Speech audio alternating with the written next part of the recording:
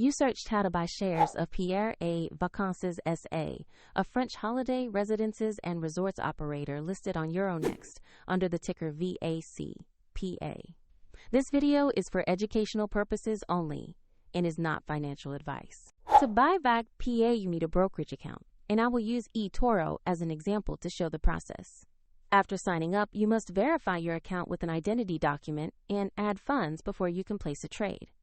Use the platform search bar and type the ticker VAC.PA to find Pierre Vacances. Select the result that shows the Euronext listing to ensure it is the correct stock. On the asset page, review the company summary and the price chart to see recent market activity. Confirm that the listing matches Pierre Vacances SA and the VAC.PA ticker before proceeding. To place an order, click Invest. Enter the amount you want to buy. Review the details and confirm the order.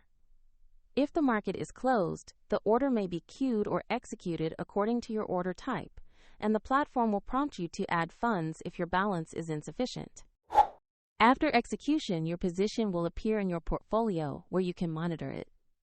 Find the eToro link in the description if you want to open an account and follow these steps.